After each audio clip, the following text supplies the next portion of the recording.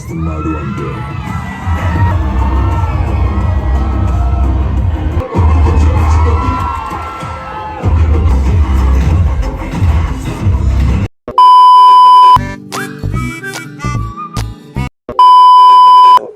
Good morning guys.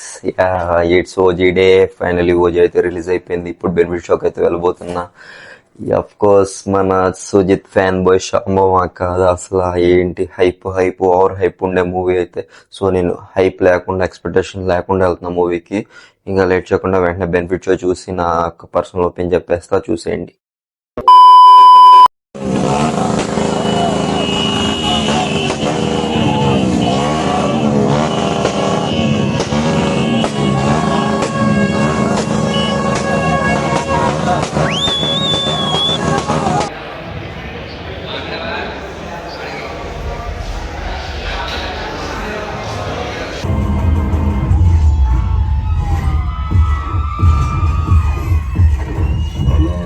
మళ్ళీ తిరిగి వస్తున్నాడు అంటే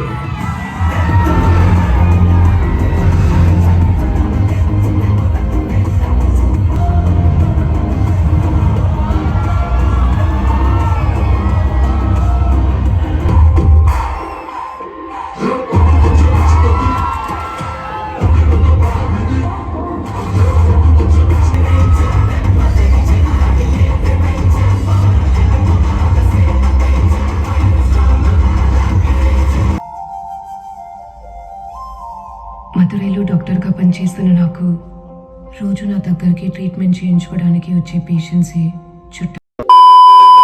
ఇప్పుడే మూవీ అయితే కంప్లీట్ అయిందండి. అసలు ఓజీ దీనికి రివ్యూలు కానీ నా పర్సనల్ ఒపీనియన్ చెప్పాల్సిన అవసరం లేదు. మూవీ చూసిన తర్వాత అసలు చెప్పాలంటే it's a pure fan boy సంభవం. సుజిత్ అన్న ఒక అభిమాని, నువ్వెంత అభిమానిస్తావో సినిమాలు చూపించావు, పవన్ కళ్యాణ్ గారిని అట్లా చూపించావు నువ్వు. అసలు ఒక చెప్తున్నాను కదా, ప్యూర్ ఫ్యాన్ బాయ్ సంభవం అంతే. స్టోరీ బొక్క ఎలాంటి ఏం అడగదు మీరు, స్టోరీ గట్ట అంత ఏమి ఉండదు. పవన్ కళ్యాణ్ గారిని అసలు ఇప్పుడు దాకా ఎవరు చూపించని రేంజ్ లో అంత స్టైలిష్ గా చూపించావు. ప్రతి ఫైట్ అల్ట్రా స్టైలిష్ మోడ్ లో చూపించావు ఆయన్ని.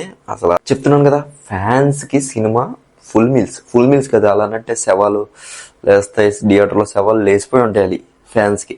అట్లా తీసాడు సుజిత్ అన్న. ఫ్యాన్స్ కి ఫుల్ మీల్స్. ఇడబ్బా ఏదైనా మూవీలో స్టోరీ ఉంటుంది, బట్ ఈ సినిమాలో స్టోరీ ఉండదు. ఎలివేషన్ షాట్స్ పడుతూనే ఉంటాయి ఫస్ట్ నుంచి లాస్ట్ వరకు.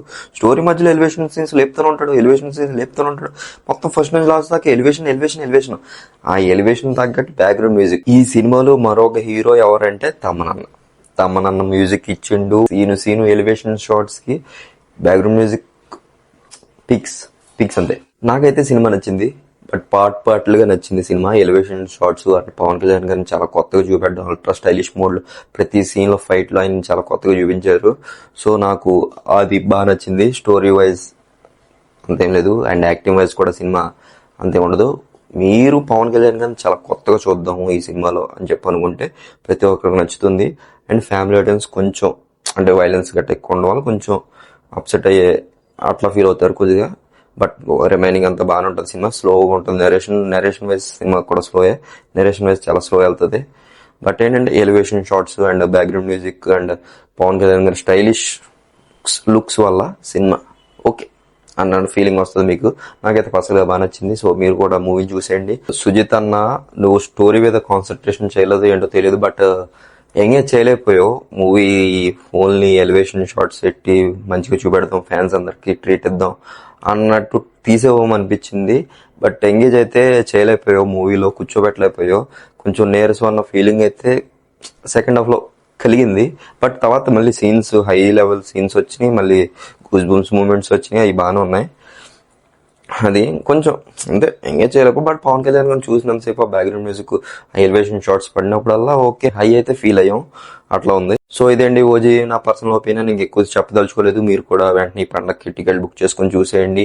మీ అందరికి నచ్చుతా లేదా అనేది మీ ఇష్టం. పవన్ కళ్యాణ్ గారిని కొత్తగా చూద్దాం అనుకునే వాళ్ళకి ఈ సినిమా నచ్చుతుంది. మాకు స్టోరీ లేదు ఇది లేదన్న వాళ్ళకి లైట్ తీసుకోండి. నేనే చెప్తున్నాను కదా, స్టోరీ అయితే మూవీలో ఉండదు, రొటీన్ టెంప్లేటే చెప్పాలంటే.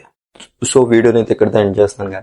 వీడియో నచ్చితే లైక్ చేయండి, షేర్ చేయండి, అట్లా ఛానల్ సబ్స్క్రైబ్ చేయడం మాత్రం మర్చిపోకండి దయచేసి ప్లీజ్.